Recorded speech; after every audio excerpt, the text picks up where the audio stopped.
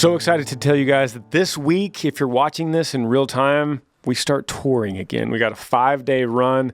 We're going to be this week on April 22nd, Cheyenne, Wyoming, April 23rd in Inman, Kansas, April 24th in Manhattan, Kansas, and April 25th in Sioux Falls, South Dakota.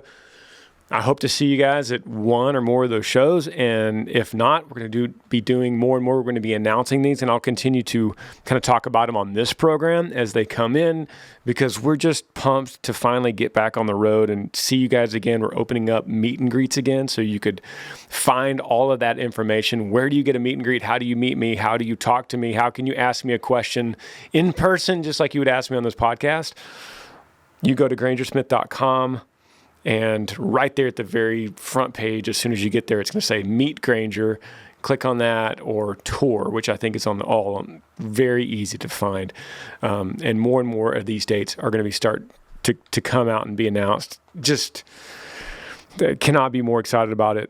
Super excited about this episode too, because I have a friend of mine. His name is Brandon Puffer. He is a former major league pitcher / current motivational speaker, and he has just an amazing story. You're going to see what this title is all about as we start talking about it. You could see his journey, where he went, how he learned, how he got better, and some of his life in the major leagues. And then we're going to answer with Brandon your questions. If you have any questions for me ever, email Granger Smith Podcast at gmail.com. We'll get to him with whatever guest I have. Today is Brandon. You're really lucky. For those of you that I answered questions today, you're lucky because Brandon he comes from a really solid foundation of self-help and learning. And it's how often you get your questions answered by a major league pitcher. So my brain is so excited right now that we're touring too. So all that together, welcome to the podcast, episode 80. Yee.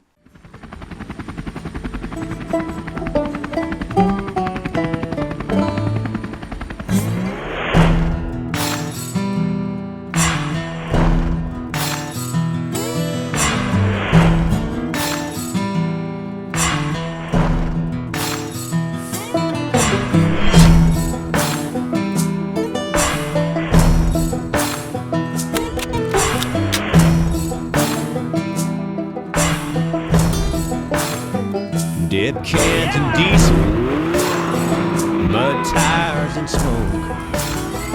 Long line of 4x4s bumping down an old back road. Raise your cold ones high, it's a redneck invasion. Yeah, you're rocking with that Yee Nation. So several years ago, I was going every morning to Anytime Fitness, the gym, and there's this dude in there working out, big dude. For those of you that don't have video, you're not watching, Brandon's a big dude. He's a big, how big are you? How tall and wide are you? I am 6'3", 270. Okay. Yeah. All muscle. All muscle. Yeah, right. No, for real. Yeah, you right. are. So there's this dude in there, and he's like the extrovert of the gym, talks to everybody. I kind of always have my headphones in. And at one point, we started talking, and you thought I was a fireman, I think, first. That's what you asked. You said, were you a fireman? Yes, I did. You had that fireman look, I guess, man. So every morning we became closer and closer. And then it took a step where we were friends outside of just the gym. We became text buddies. We talked a lot. And you're just one of these guys, man, that and it's the kind of guy I like to bring on this podcast, because you have a well thought out, well grounded answer to life's problems. And you could, if I say, man, Puffer, I got something I'm kind of dealing with, you could sit down with empathy, listen, and give a very good, mature, manhood type answer. And I love that. And I love that we have people on this podcast that listen that have these endless questions that they email me. Yeah. And I love to be able to discuss them as if we're sitting around a campfire and just it's like it's me and you and then someone else, and they go, man, can I ask you guys a question? Something, this relationship I'm in, or this job I'm in right now, or something with my mom, whatever it might be. And we can go, man, let me think about it. Without notes, without preparation, we can dive into it. Wow, yeah. So I want to do that with you today with some questions that I found. And if anyone has a question, you could email Granger Smith Podcast at gmail.com. Could be about anything. Could be music related. Could be fun. Could be deep. Could be dark. Could whatever it might be. We're not afraid to get into it. But before we do that, something you were telling me in the gym when I first met you, some time would go by and you'd say, one of these days I want to tell you my story. I want to tell you my story. Yeah. And we never officially did that. Wow. In person. Right. But I did. At some point I was like, late at night, I was like, man, I want to like Wikipedia this guy. Oh, yeah. Right? Yeah. Just to find out if I could see what your story was. Yeah. And not that Wikipedia is a good reference for anything. But I was blown away. Yeah. Pitcher in the major leagues, which the way I look at it in music terms, to get a record deal, have a number one song, those are kind of the ways we will rate each other in a lot of ways. Sure. Meaning that, and it's not always talent that does that. It's a lot of blessings that do that. But in sports, to play baseball, a lot of people play baseball. To be a pitcher, a smaller group do that. To do it at a high level, a smaller group. To go into the minor leagues, a tiny, tiny group. To go into the majors, tiny of the tiny. And then to actually start and have a successful career, it's a unicorn, right? It's almost impossible. Wow. And that's you. Yeah. That's you. I'm sitting next to a successful major league pitcher. But you have a story. And there's a little bit of that on the Wikipedia page. Yeah. But I wanted to, before we get into anything else, I wanted you, if you're comfortable, just getting into that story a little bit. Yeah. Yes. I'm 100% comfortable with that. The biggest part of my story for me, shaping who I am now, is the rock bottom, right? I think adversity is where we all kind of find out what we're made of, find out what our foundation is. And so, man, super proud of making it to the big leagues and having a career. And I was just talking to Ben out there. He says he's a Boston Red Sox fan, and I didn't tell him, but I won a World Series ring with those guys. And it's like, dude, some of the stuff that happened seems like, and maybe you can relate to this, Granger, it was like, that's like another person out there. Like, it didn't even happen to me, know? And so, and I'm very proud of it, and my family's proud of it. But yeah, my story is basically that I felt like growing up, if I had one day in the big leagues, I mean, like a lot of kids, I just wanted to be a pro baseball player, man. I did, and that my life would be complete. That's kind of the way I like to share it with people. And I now look at it as kind of like a God-shaped hole within me that I was trying to fill with so much stuff. And I thought, man, one day in the big leagues, that's it. That's what I'm here for. I'm complete. And I just found out that wasn't the case. And I had a lot of demons I was fighting off the field. So at what point did you realize that? So you made it to the bigs, yes, right? Yes. Was it when you got called up? Did you get called up, right? Or did you go straight in? I did. I got drafted out of high school, went to the minor leagues. And when I got drafted, I thought, hey, is this it? And I was like, no, this isn't it. Well, I'll just keep working and go to the big leagues. Okay. And then I did. In April of 2002, I was playing AAA ball in New Orleans for the Astros and got called up to the big leagues. What was that like? Was it a phone call? No, manager called me in the office after the game. It's one of those, manager needs to see you in the office type deal. Yeah. And it's either, hey, we're firing you or it's good. So this one was good. And it was hey, you're joining the big club in Cincinnati tomorrow. It took me a while. I was, I think, 26 at the time. Okay. I'd spent some significant time in the minor leagues. And, it was very cool. And you go out and call your family and, hey, the dream you've always, wanted. It absolutely was an awesome feeling. But then I showed up in Cincinnati the next day. The next day? Oh, yeah, immediately. That's how baseball works. Where were you living? Where was the minor league team? New Orleans. So you got on a plane. On a plane to Cincinnati. You packed what you had. That night after the game, yeah. Yeah. It's that way. I don't think people realize that. It's that way if it's a good call. That's an easy call. Like, man, I'm walking on cloud. I'm on cloud 9. I'm packing, getting what I need and going. But it's that way if you're traded, or it's that way if you're released. It's like, hey, you're gone, like right then. So at this point, you'd probably played baseball for 20 years. Yes, I had. Yes, and I had actually spent, I think it was 7 or 8 years in the minor leagues before that call up. So, not that everybody doesn't appreciate their call up, but man, it was after spending a lot of time building to it and being released by a few teams and having some adversity, it was a great feeling. I mean, no doubt about it. Showed up in Cincinnati, and you got the Bagwells and Biggios and Berkmans and the big dogs, and my jersey's next to them. It was like, wow, incredible. So a lot of great memories, but I think pretty immediately, well, I kind of just floated around for a couple weeks and then started realizing, just what's next. Maybe it's got to get a big contract, or I got to, and again, you probably relate to this, but it's so it wasn't instant fulfillment. It wasn't. It was immediately, and then it dissipated pretty fast. Sure, like, okay, I get it. Now I got to stay. You get it. Now I got to stay. Now I got to perform. Now you have to succeed. Right. Exactly. Yeah. Exactly. And I think part of it too is being a huge baseball fan as a kid. I mean, I'm a huge fan. There's ball players that you go home, they don't want to watch a game. Come on, man, we're going to watch a game. We just did this all day. I don't want to do this. And I'm just a big fan. So I got a little starstruck by a lot of the guys around me, guys who are now in the batter's box type deal. What year was this? 2002. Okay. Yeah, 2002. Yeah. So I grew up, for some reason, I don't know, I grew up in Dallas, but I had Eric Davis posters on my wall. Yeah. Cincinnati Reds. And, He's that was in the stud. 80s, but I don't remember why. Yeah.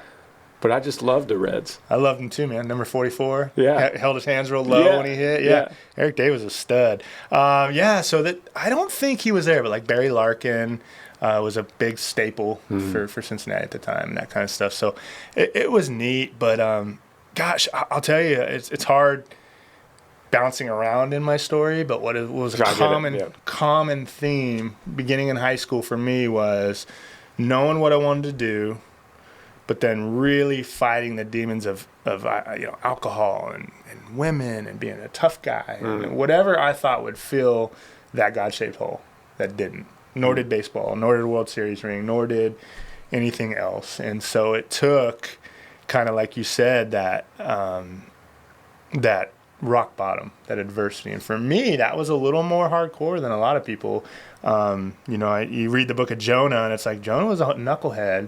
And he needed 3 days in the belly of a whale. Not me. I needed 3.5 years in prison. It was like, not 3 days. How did that happen? 3.5 years. Man, I went out with the guys.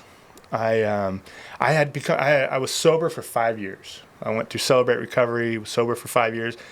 Dad was a recovering alcoholic. I just knew, it was pretty obvious I'm a pretty all-in or all-out guy. Right. With everything I do. Yep. And you saw that at the gym, right? And so it became pretty obvious I wasn't the guy that could just have a couple drinks and be okay. Yep. No judgment to whoever can. That's awesome. But I wasn't a good social drinker. I was all out, Frank the Tank every time. So I had learned that the hard way a few times. And so, I had become a Christian in my life in 1998. Grew up with a mom that was just an angel. I mean, she's pastoral care leader for Saddleback Church, Rick Warren in California, and had just on a dime. I thought about what you said about being a guy who can listen with empathy, and I was thinking in my head when you're saying it, like, I don't know why that is, and people do tend to open up and listen, but I just, it's pretty easy now. I think about it. My mom, that's what she does and has always done, not for a living, but just in life. If people are in trouble or someone passes away or something happens that's really hard, they call her in, and so I'm like, okay, well, maybe there's some of that there. And so, faith was in my life, but my dad was not a man of faith at the time. He was a tough dude. He was a drinker and a fighter and everything else that comes along with that stereotypical image. And I wanted to be more like him, honestly, at the time. And so, went through and fought a lot of that stuff. As a boy, it almost didn't matter what your dad did. As a boy, you just want to be that because he's a man. 100%. And you're not. 100%. So and that's such an important piece of fatherhood. Yes. That whatever you're going to do, you're going to influence. Yes. It's your choice. Yes. And to that point, My dad went to Celebrate Recovery, became a born-again Christian, and I watched the change in his life. And that was a huge thing for me because, again, my mom was awesome. I mean, she was faithful all the time. We didn't know any better. I mean, that was her. But when my dad's life changed as a father, I looked at that, and for the fathers out there, it's like, oh, there's something to this. She's just always been that way. And he just changed when he gave his life away. What's going on? What's different? You know? And so that really did pique my interest. And so I became a Christian in 1998, but I didn't have that surrendered lifestyle. Right? It was kind of a white knuckle. I'm not going to drink anymore. I'm going to do what Christians are supposed to do. You professed the faith, but you didn't possess it. That's good. Yeah, that's exactly right. And so I actually ended up having a separation from my first wife. I was in spring training 2004 with the Padres, kind of my first real adverse situation. Like, what is my faith made of? And it was pretty surface level because the enemy took that opportunity to go, hey, man, you're on your own now. You're a little more mature now. You can handle this drinking thing. Come on, man. And I just kind of fell back into that lifestyle and pretty fast. Once I opened that door, right back in. And, the nightlife and the going out and all that comes with all that junk that we won't glorify. But, so I was on a slippery slope from that point. And to your question of how did that happen, 3.5 years in the belly of not the whale, but prison, which is probably much like it. Right. I went out with the guys one night, kind of I'm just going to kind of make a few justifications here. And it's just one night of my life. What's the big deal, right? And I went out and I partied and hung out with the guys and ended up just making a really bonehead decision. And I was in a blackout. No excuse, but I made a poor choice, and that choice was based on a lot of how I was living and thought it would be okay. I don't know. Sometimes I PG it, sometimes I don't. I don't know what you want me to do on here. Everyone right now that's listening is thinking, what? Right. Is the top, what? And I don't mind that. It's wide open. I go speak. Yeah. I do.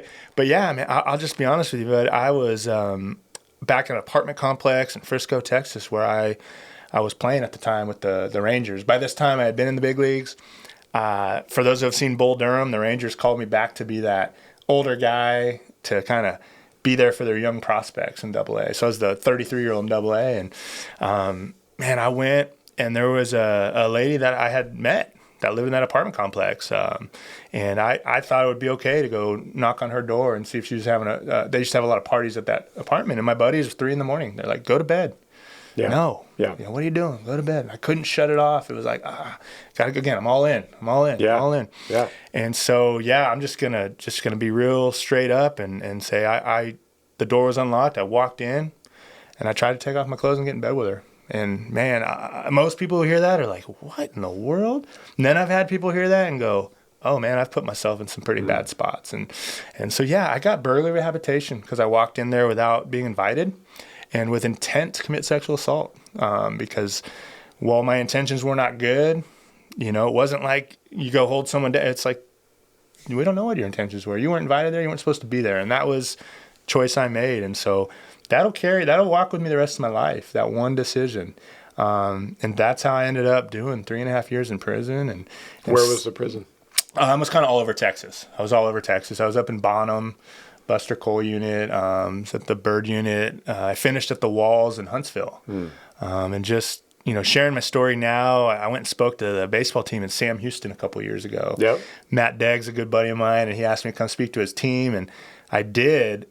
And man, that campus where I was talking in that locker room was a stone's throw just about from where I finished my prison sentence, and just what God does and where he puts you. Wow. And some of the people I was able to interact with and talk to, and some of the stories, and I'll tell you one of them being within those walls. I mean, when I surrendered, it was day one, and I had a 5-year sentence. I did 3.5, and it wasn't a prayer at this point of get me out of this. That was the case leading up to the trial. It was like, just get me out of this. Yep. Come on, I don't want to go to prison. Get me out of this. No, when those bars hit and they sentenced me, it was, okay, I surrender. This is where I got myself. What do you got for me? I mean, what is it? And it's almost like prison ministry started day one. So it was survival, But it was open your eyes and see what's around you. And the one story I was going to share with you is, and there's multiples, but this one stands out to me, is I had a cellie, 8x10 cell, walked in, and it's pretty customary. You don't ask what people are there for, how long they're there. You just kind of mind your business, and I walked in, and he was on the top bunk, and it was summertime. We were just talking about how hot the Texas summers are to been, right? Yeah. No AC in these metal buildings in prison. I mean, it is rough, man. And so he's sitting up there in his boxers, and I said, "Hey, how's it going, man? What are you doing?" He said, "Oh, I'm just trying to give some of this time back to the state." And I said, "Oh," he mentioned this. I said, "Oh, you got a lot of time?" "Yeah, 3 life sentences." And I'm like, well, you can pretty much guess what had happened when someone's doing 3 life, and now you're in 8x10 with this guy. Yep. All right, here we go, right? So I held my cards pretty close at first, but we started talking and opening up, and his nickname was Bone.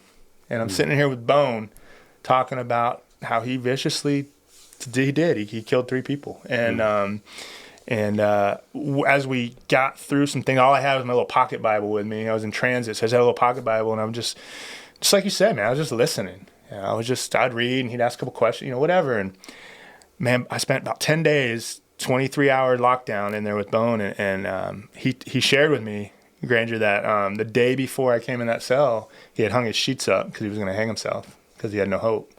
And he said, "Man, you came in, you gave me some hope." And I'm like, God, where would I have that opportunity, man? And so just having a heart for people I didn't always have. I was very selfish and wrapped up in my career and getting better, getting to the next level. But yeah, that's how my rock bottom happened. And then fortunately, I wasn't given up on, and I was able to use that story for some good. Do you ever hear about where Bone is now? I've looked him up. I won't use his real name. I've looked him up. He's still obviously there, and a couple I guess funny tidbits when we were hanging out. He'd say, "Puff, I'm not a violent man," and I'm like, "Bone, you got rage tattooed on your stomach and the Grim Reaper." And that's true. He did. He's like, "Oh man." He's like, yeah, but so he's still doing his time, and he will be for forever. But yeah, it's just one example of kind of the stuff that goes on that right now you and I sit here and we don't even probably think about what guys are going through behind those walls right now. So yeah, that was. Do you miss baseball? At the time, it took me a while. It took me a while because baseball was everything. I didn't know who I was outside of a baseball player. I had no idea. Yep. And so I kind of really put it to the back of my mind. And some guys would find out that I played and they'd want to talk about it a little bit, and that was fine. But TVs are a big problem, and a lot of fights. So it wasn't like I was going to go in and watch it. I didn't think about it for a while, and then actually, much at all, and I didn't follow it, and I didn't. And then when I was getting ready to get out, Reed Ryan of the Round Rock Express. Just one of those guys, you find out who your friends are. Right. And I had several of them, several really good friends. And then some, you get 3.5 years, the world just keeps going, man. It just passes by, and you can't blame anyone for that. And he was very faithful in keeping up with me and offered me a job in Round Rock at the Dell Diamond as a maintenance guy. Maintenance, I'm doing air quotes because I can't fix a thing. But it was like, man, if I got to paint or stain, and that's what I did, and pressure wash, and I did. And as I got back there and was at the stadium, and occasionally the guys would be there, it was like, oh man, that's when I really was like, this is in me. Like this, I miss this. And I'm like, God, I don't know what you have, but man, I miss baseball. And so I started doing a couple private lessons here and there. They'd pop up. And then I actually became kind of a baseball outreach coordinator for them. And then I branched off and started a youth and high school program. And baseball's 24 hours again for me. It's just it's just every, and so. So is the Round Rock Express what got you to Central Texas? Originally in 2001, I played for the Express. Okay. Backing up, 2001, played in Round Rock, fell in love with the area. Was living in California. Obviously, the cost of living, the whole deal. I had 2 little boys, and we moved here after that season. And so, been here ever since in Central Texas. But yeah, that is the Express what got me here, and love it. I mean, couldn't wish it would have happened sooner. But yeah, 2001, I came out here, and so, and yeah, just like I said, the Ryan family, and just the being a baseball family, and just the way. I played a lot of minor league towns, man. And like you go to a town, you go out, hey, nice town, whatever. Yeah. I'm not looking to live there, but it was different here. And it was because of the family atmosphere and the way they treated the team and all that kind of stuff. It's pretty neat. I'm sure all of your minor league towns are represented on this podcast. Yeah. And I'm sure we have a lot of fans of all the teams that you played for in the majors as well. Yeah. So what are some of the teams? You mentioned Cincinnati, you mentioned the Rangers, Padres. That I played for? Yeah, that you played for. Sure, yeah. The only teams I've made it up with were the Astros, like we said, the Red Sox, the Giants, and the Padres. I got you. But, man, the minor league towns. I mean, I couldn't name them all. I mean, 15 years of it. That just is insane. From Clinton, Iowa to Boise, Idaho to, all over the place. I wish I could name them all because it's just really cool to just go in and see kind of the different things about each minor league town and stadium, and it was really neat. I really enjoyed that. Yeah. How did you satisfy that rush that you got on the mound, that your whole life you built up to that moment, ball in the glove, there's a stadium looking at you. Right. To make this next move. Nothing happens. And you don't even count the stadium, you could also count TV.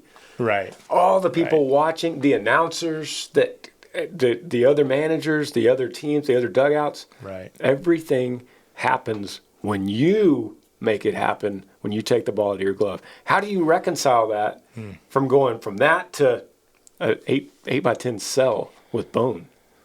Yeah, you really couldn't.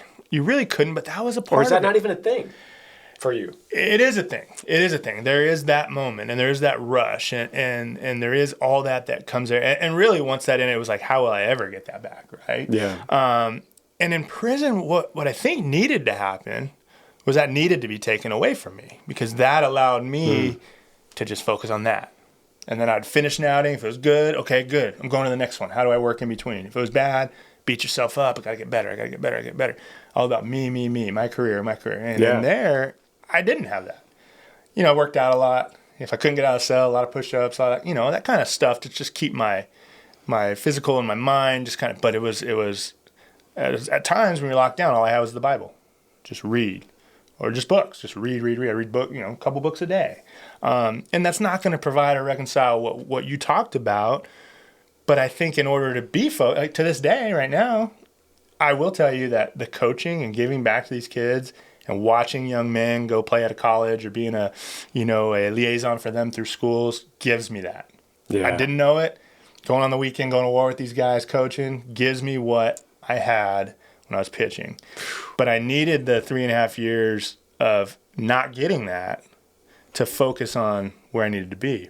And to this day, having that back with the kids and the program and the busyness, I'll never be, I say never, by choice, you can choose to do anything you want to do, but I will never have or put in that time that I did during that time where it was nothing but books and improving myself and in the Word and the spirituality and just it was a time like no other. So without prison, you aren't the man you are today. No chance. That's crazy, right? 100%. Yeah. You take out arguably it's got to be the biggest adversity that you've ever faced. Yeah. Take that out, and your life is not the same. Not good. No way. It's self-absorbed. It's I was on my way to being a coach in pro ball. I was probably going to coach for the Rangers. Once that little stint of doing the Bull Durham thing was done. But yeah, it was just my own thing. Yeah, no way. It's not just you. It's anyone could look at their life and go, the biggest piece of adversity I faced, take that out, and I'm not the same. I'm not better. I'm not at my full potential without it. It's crazy. So. I think that's 100% right. Going back to working out, same thing. Yeah. Your muscles don't grow unless you break them down. Right. And the harder you break them down, the better and more reliable they're going to grow. Yeah, there's got to be some pain, some soreness, You're absolutely right. It's a great analogy, and we use it with the young men that we coach, and it's exactly right. Until you break it down, it's easy to just go through life, and I'll use a baseball analogy. You're just kicking teams' butt. You're winning. Yeah. You're the best. It really is easy. Everyone gets along. It's happy, and then all of a sudden you get your back against the wall, and you take one in the mouth, and you get hit in the mouth. And it's like, people start, who turns on who? What are we really about now? Right. And so, yeah, I agree. I think there's no doubt. Do we want to go through it? No, we don't. And part of my story, other people were hurt. That's the part that hurts. It wasn't just about, again, not just about me. Yeah. There was a victim involved. There's families that were hurt. You know what I mean? So it's hard to say, I'm glad I went through that. But the prison part and the walking that out and where God had to get a hold of me, I'm glad I went through that part. And you know what else? else? I didn't hurt anybody else. I'm sure. And what else is easy is you going to prison and going, I'm such a loser. I guess this is it. Yeah. I'll just be a loser the rest of my life. I knew I wasn't as good as I thought I was. Yeah. I tried so hard and I achieved this success, but deep down I knew it never would. This is who I really am, just a loser. Mm-hmm. You could easily do that too and miss the opportunity of what was going to build you bigger and better than you ever were. Yeah, absolutely. And you know what? Those thoughts like that come. They come. I'm sure they did. You know, they come. 3.5 years, long nights. I'm sure they did. Absolutely. You got to really fight those thoughts. And I think the only way I found to keep negative thoughts from festering and coming in is just by adding positive thoughts, removing those, putting positive thoughts. I read a book called As a Man Thinketh by James Allen. And it was a lot about that. It was about your mind's like a garden. Like you can't stop thinking. You can't keep your garden from growing. But if you don't fertilize and seed and put the right stuff in, it's going to be weeds. It's going to be thoughts you don't want. So good, man. And that thing hit me hard, man. So good. Yeah. Let's take a break. Come right back. Awesome.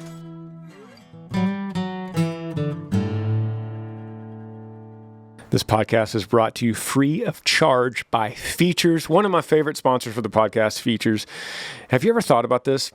As much as you research and invest in everything that you use in your life, for your work and for your play and for leisure, for your sports, for your working out, how much have you thought about your socks? Probably not very much. If you're anything like me, then you just get the simplest socks you could find because they're in bulk and you buy them and they fit. That's where Features comes in, and that's where I learned through this podcast about this company. We put our feet to work in so many different ways, and Features has engineered their socks based on different levels of support and performance your feet need for different kinds of activities. And all of them are made to prevent slipping, bunching, and blisters. From a casual stroll to high performance, they got your feet covered.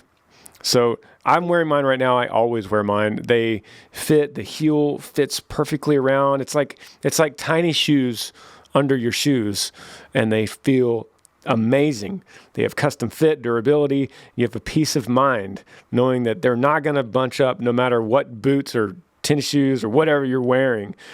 The cushion provides a lighter, cooler feel. It has a classic crew length and a variety of designs to make a statement on the go. They have an elite golf sock with maximum cushion and blister protection for long games of golf. And with a premium material, these things are awesome. Targeted compression where your feet need it most for better comfort and support, plus prevention of bunching, slipping, and sliding down into your shoe, which is amazing. It has an anatomical design that it conforms perfectly to the left and right. Each foot is different. It conforms to each one with a custom fit. There's the perfect toe, no irritating seam that rubs against your toes, and premium materials, which I said, and it ensures that every step you take is cool, dry, and comfortable. What's awesome about this company is they offer a lifetime guarantee. Anytime a company says that, I take them seriously, because if anything happens in the lifetime of you owning the sock, you send them back, they refund or send you a new pair, guaranteed, no questions asked. They're going to guarantee that, telling you that these are probably the best socks you've ever worn. Otherwise, send them back. Features is so confident you'll love their socks that they're offering $10 off your first pair of Features when you go to features.com/Granger. If these aren't the best socks you've ever worn, on or off the golf course or whatever you're doing, just take them back. They will refund you. That's Features, FEETURES.com/Granger for $10 off your first pair of Features. Podcast is also brought to you by Athletic Greens, a company that I've been seeing more and more in all the things that I'm doing. I have taken Athletic Greens for probably 3 months now. As long as I've been talking about it on this podcast, it fits perfectly into my lifestyle. Let me tell you what it is. It's a little packet, comes in a box for me. You can also get a cylinder can with a scoop, and it's a green powder that is all the amazing things that you need, that your body needs, green-wise, and it chops them all up into this awesome little powder. And I use these packets, these individual packets, and what I do personally is I put them in my morning shakes. I make these shakes in the blender with protein every morning. I've been doing that for 15 years probably. I started adding athletic greens to it. Some people can put it straight into water and it tastes fine. I've done that. It tastes legit just doing that alone. So it makes me feel better. It gives me natural energy. It gives me peace of mind knowing my body's getting what it needs. And this is the best endorsement I can give for a product, because this is really good for you. One tasty scoop of athletic greens contains 75 vitamins, minerals, and whole food sourced ingredients, including a multivitamin, multi-mineral, probiotic, green superfood blend, and more. They all work together to fill the nutritional gaps in your diet, increase energy and focus, aids with digestion, and supports a healthy immune system, all without the need to take all these crazy pills and multiple products that you could buy anywhere else. It's lifestyle friendly. So whatever your current lifestyle diet is, Athletic Greens is going to fit with all of them. And right now, Athletic Greens is doubling down on supporting your immune system during the winter and spring months. And they're offering my audience a free 1-year supply of vitamin D and 5 free travel packs with your first purchase if you go to my link today. So whether you're looking for peak performance or better health, covering your bases with Athletic Greens makes investing in your energy, immunity, and gut health every single day simple, tasty, and efficient. Simply visit athleticgreens.com/Granger and join health experts, athletes, health-conscious go-getters, and me, a measly country singer, and we all make this daily commitment together for a better, healthy lifestyle. Again, visit athleticgreens.com/Granger and get your free 1-year supply of vitamin D and 5 free travel packs today. You guys are going to love this product. All right, so if anybody ever wants a question answered on this podcast, you email grangersmithpodcast@gmail.com. Nothing is off limits, and I'm going to prove that by this next question. You want to get into these? Come on. You sure? Let's go, buddy. I'm going to start you out on a lighter note. It says, Granger, you've been answering a lot of deep questions lately, so I thought I'd send you this little fun one. I've watched you eat a ton of tamales and tacos before a show. What happens if you're on stage and you really need to go poo? I've always wondered about this. Heather from Kentucky.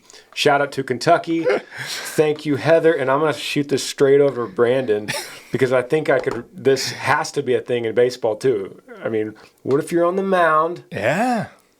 Does that ever happen? Yes or no?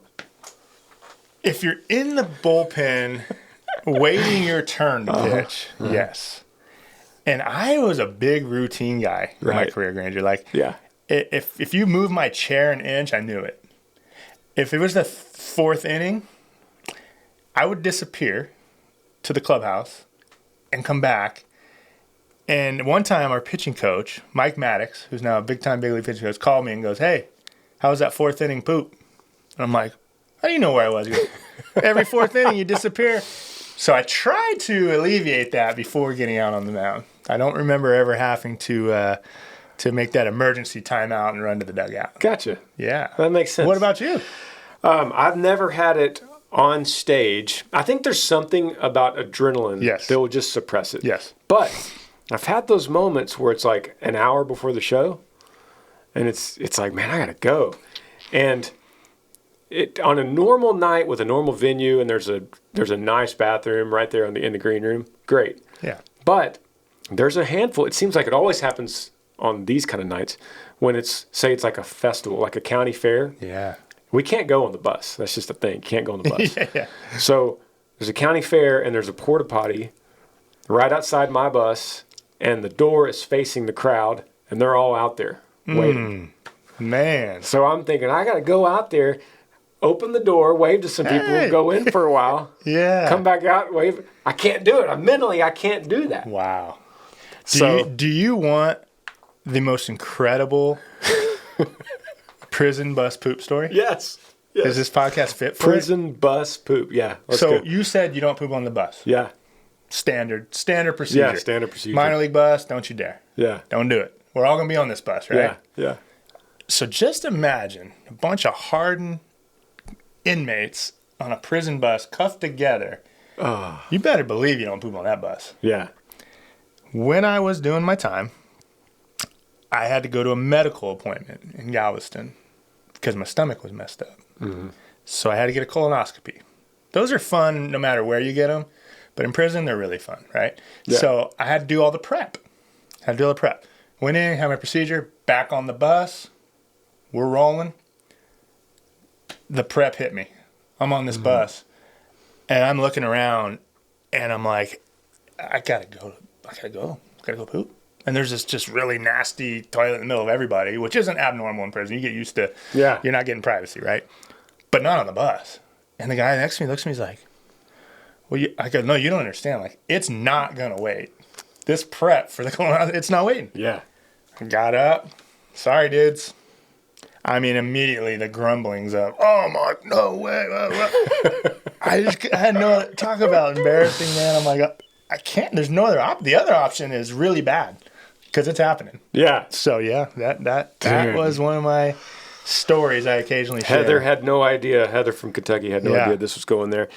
Yeah. If I'm in that county fair situation, there's only one thing I'll do. I'll put on a hood and I'll walk 2 miles till the nearest gas station. Wow. I'll walk 3 miles to the nearest gas station. But when there's a porta potty 5 feet away, I won't use it if that door is facing the crowd. That's just, mentally, I can't take it. So I'll hike 3 miles to the gas station and grab an energy drink on the way back. Yeah, I just had to go get a drink. I love it, man. All right, let's see. Let's do stepdaughter struggles. That's the subject line here. It says, Hey Granger, my name is Matt. I'm from a small town in Missouri. My wife and I have seen you in concert numerous times and love you and the family. Thank you, Matt.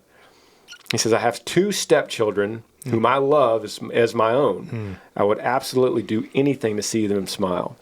But my 12-year-old stepdaughter and I struggle to build a strong relationship. Her only vision of a dad is an alcoholic drug addict that beats her and her family. My son and I have a powerful connection. I always feel like I'm not good enough or that I'm doing everything wrong. Please, I need help because this drives me insane, and it's hard to be all I could be and only feel subpar.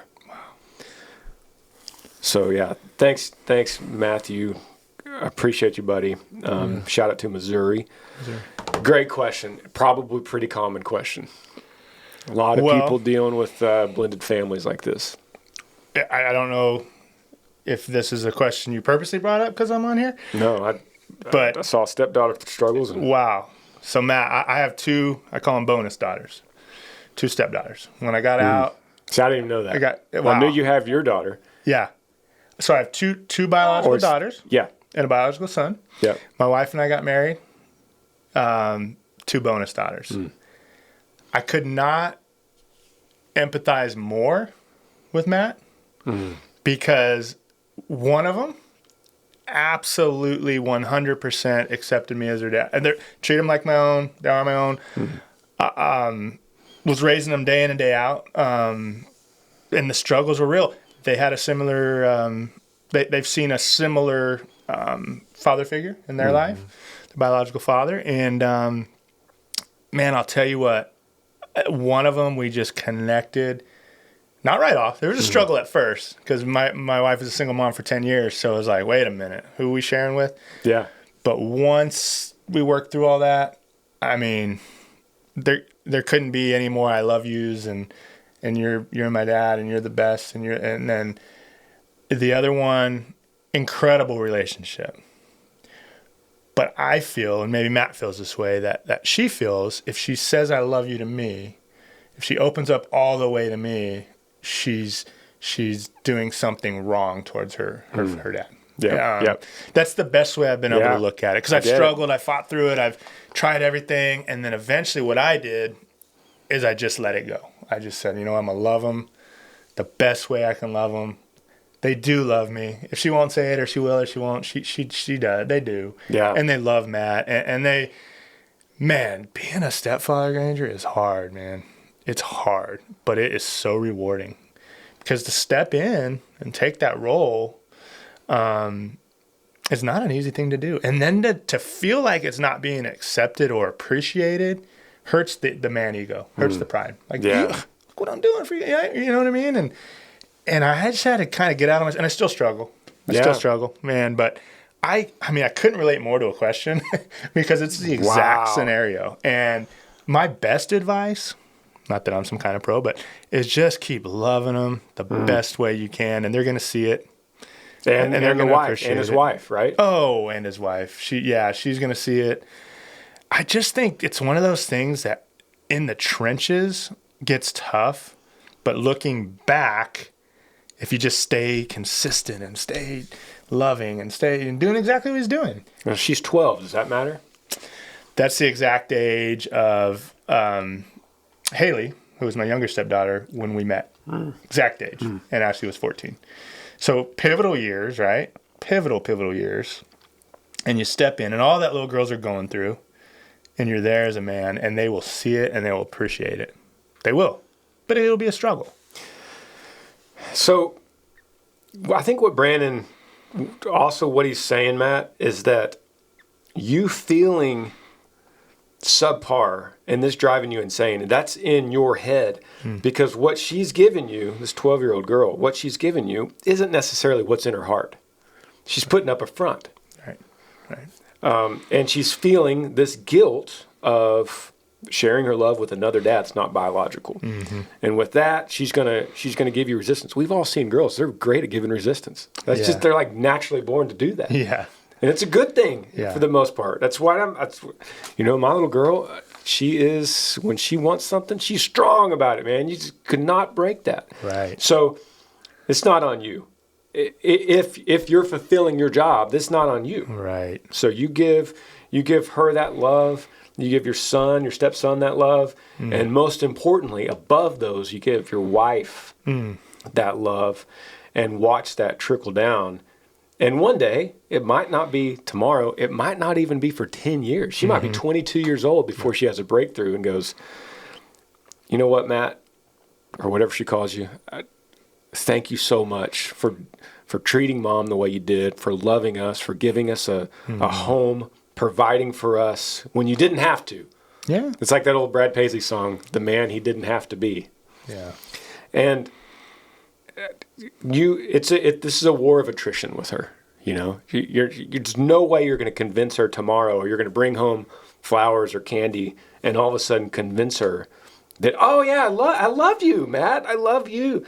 This is a war of attrition. You're going to look at this as 20 years of consistency, and that's going to matter to her. Amber, my wife, she has had a stepdad that in so many ways has done everything right. He's provided for them. He's loved them. And he didn't just step into her life and her just go, oh, automatic love, like Mom. Right. Mom's got something different. Right. Right. There's more to it. The kids, it takes, you have to earn that. And you're doing it right.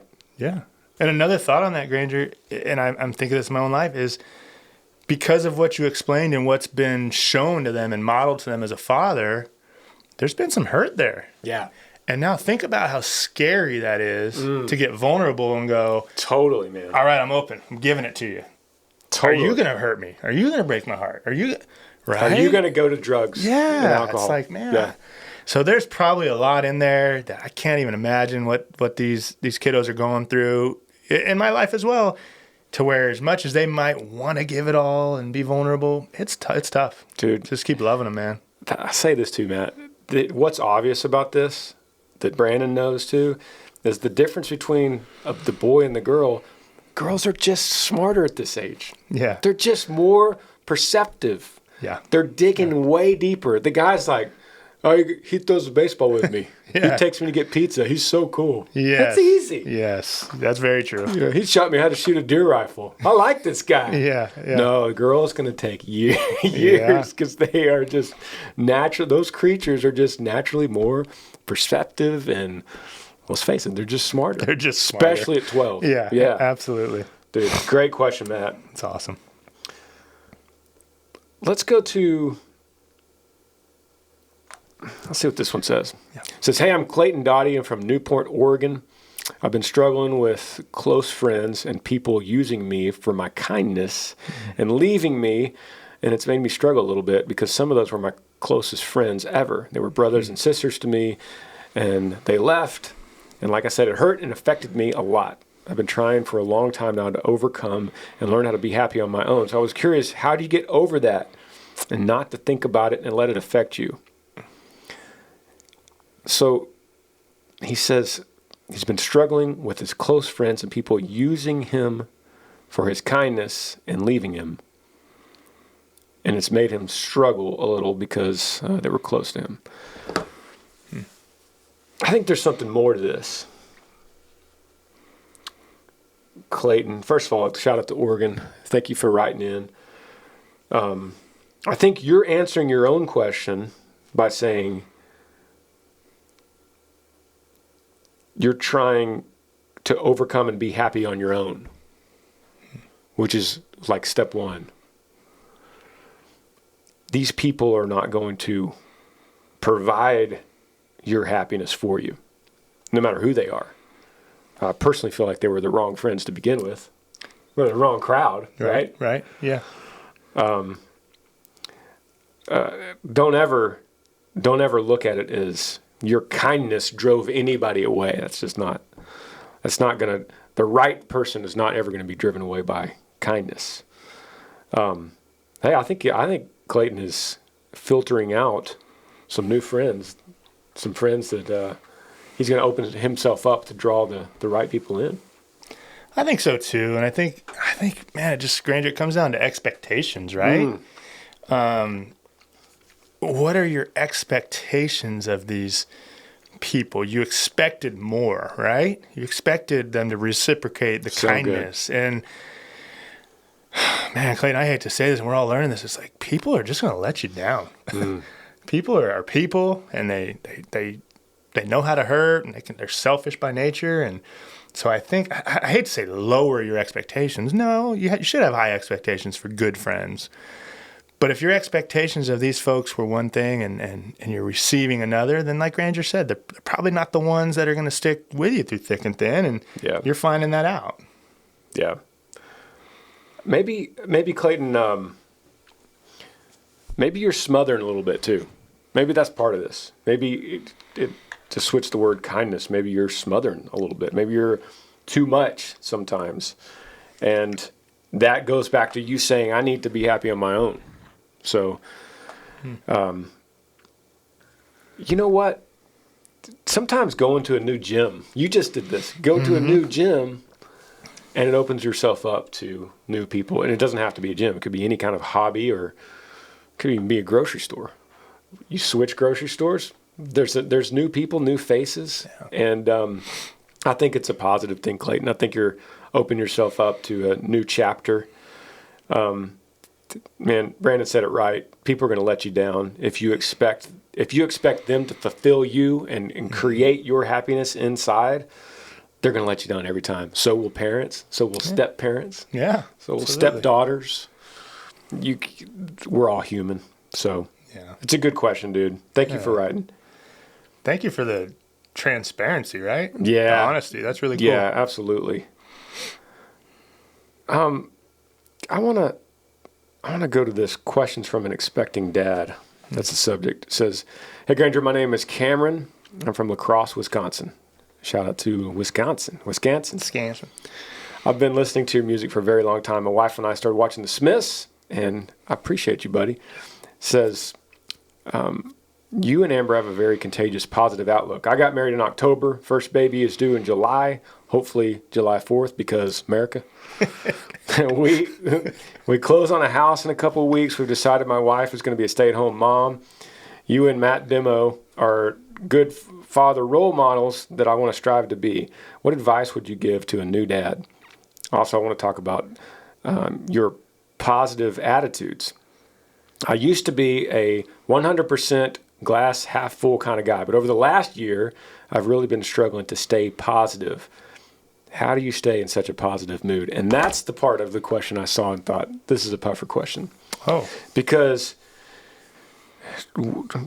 we could talk about what to expect as a new dad, but I've said this kind of thing a lot on this podcast, and I think being a new dad, be present, be engaged.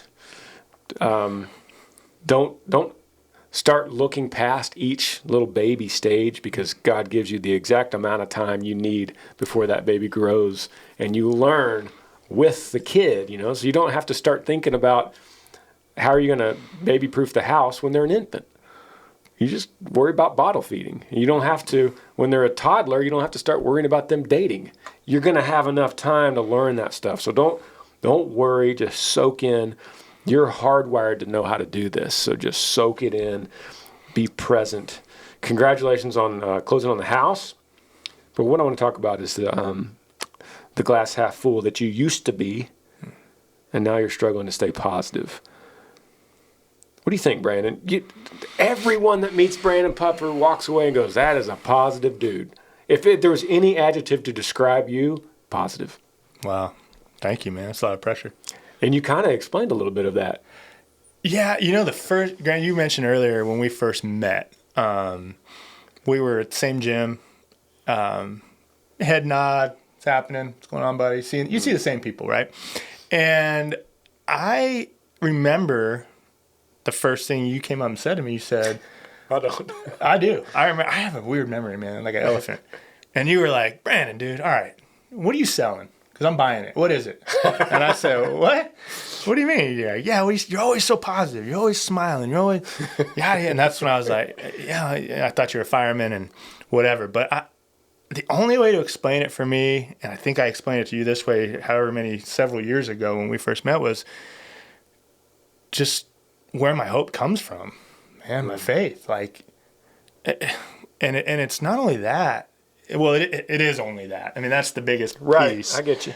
But also on top of that is just kind of perception, right? Like gratitude. What am I focused on? Yep. Am I focused on, hey, and let's be honest, in the last year, it's been tough, right? I mean, it has been tough. But what are we focused on? Am I going to wake up every day and focus on the negativity and what's going on? And I choose not to do that. And it's a choice. I mean, I choose to go, hey, I've got these things to be grateful for. Man, I've got a wife and a son and 4 daughters and a baseball program, young men that I get to interact with and hopefully positively impact.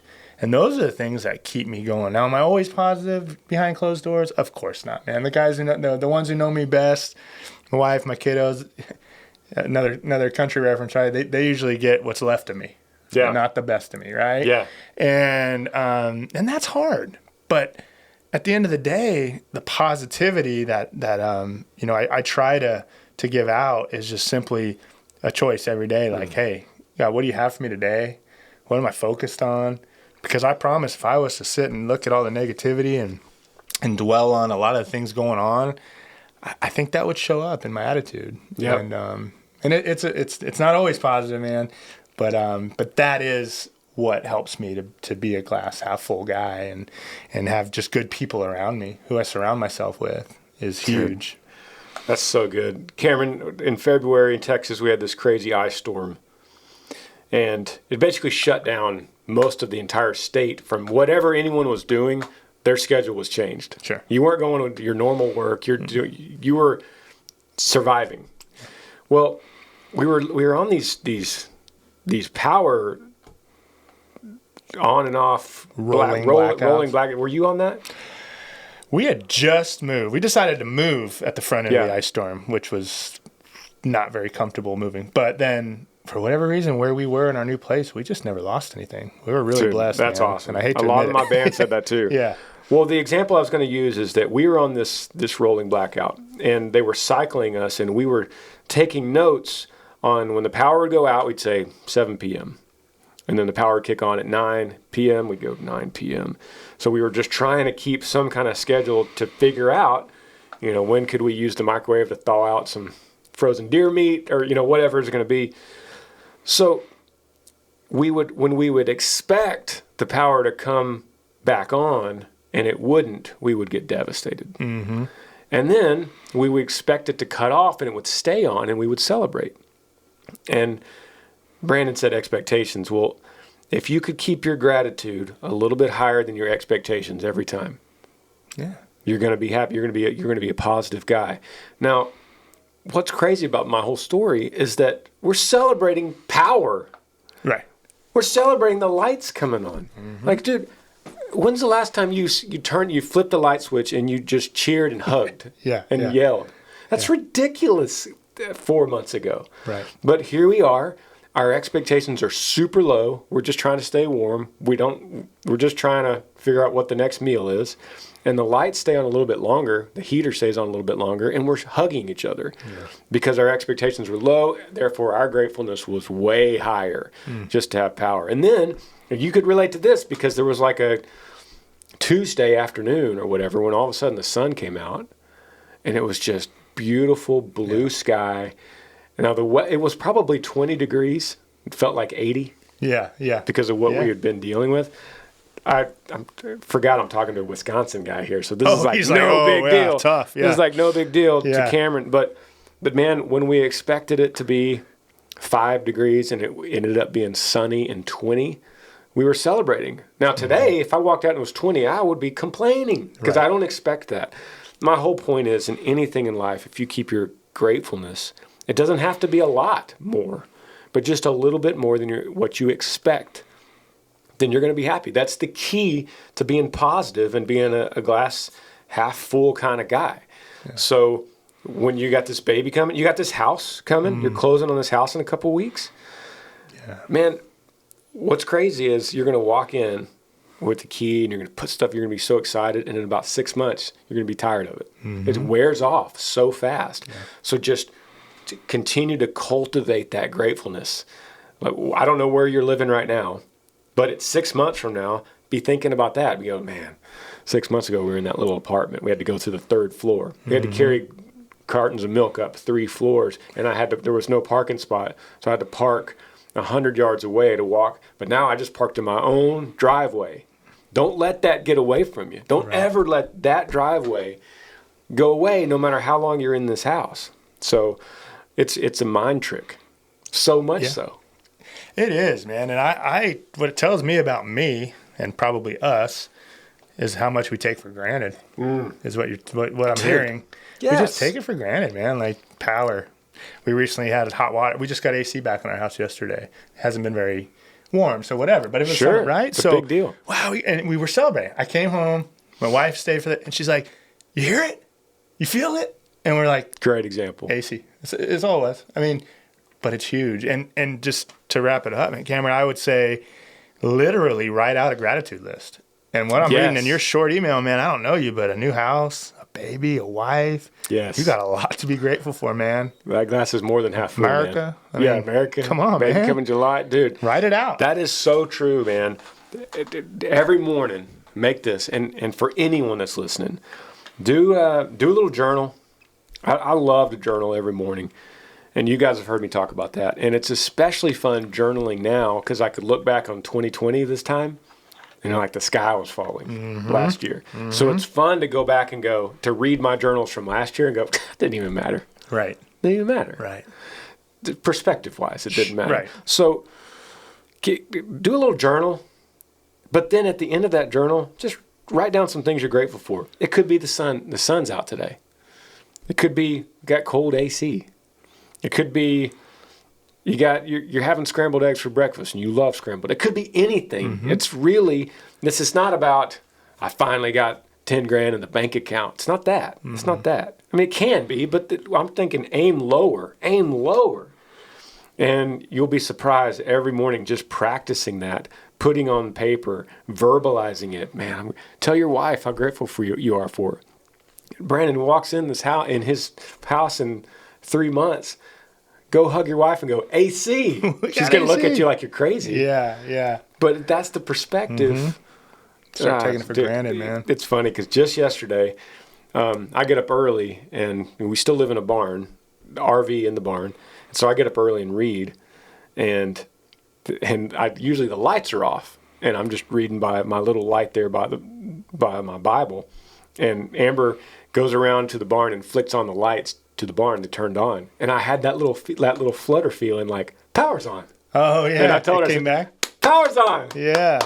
There was like that feeling of yes, the grid. I mean, it's just so funny. That's awesome. Perspective. Absolutely, dude. That's our time, man. Wow. That's our time. If you want to hear more Brandon, reply. If you're watching on YouTube, reply more Brandon. I think people are going to want to see some more of you, man. I don't know, Granger. Fun. I appreciate you having me on. And one thing I wanted to say for me is, I mean, for those who are just kind of fans and are out there and are listening to what you're doing, and I'm pretty sure by now they can tell, and especially watching the Smiths, what a genuine dude you are. But like, man, just having lunch the other day and you're reading through these emails and you're receiving emails and you're reading them. Oh, yeah. I don't give them anybody else. No, I know you don't. But I would think, and I imagine I'm not the only one that would think, I'm going to email Granger Smith, but is it my email Granger Smith or is whoever? And then no, man, I mean, it's impressive, man. And I know I've known you to be a very real guy since I thought you're a fireman, but knowing what you do and receiving these emails, just how genuine you are and what you're doing for your fans is awesome, man. So I appreciate it. It's a blessing to be here, man. Love right back at you, man. Appreciate you, dude. Right on. Thanks, Granger. Come back, all right? Anytime. See you guys. Yee. Yee. Thanks for joining me on the Granger Smith Podcast. I appreciate all of you guys. You could help me out by rating this podcast on iTunes. If you're on YouTube, subscribe to this channel, hit that little like button and the notifications bell so that you never miss any time I upload a video. If you have a question for me that you would like me to answer, email grangersmithpodcast@gmail.com. Yee.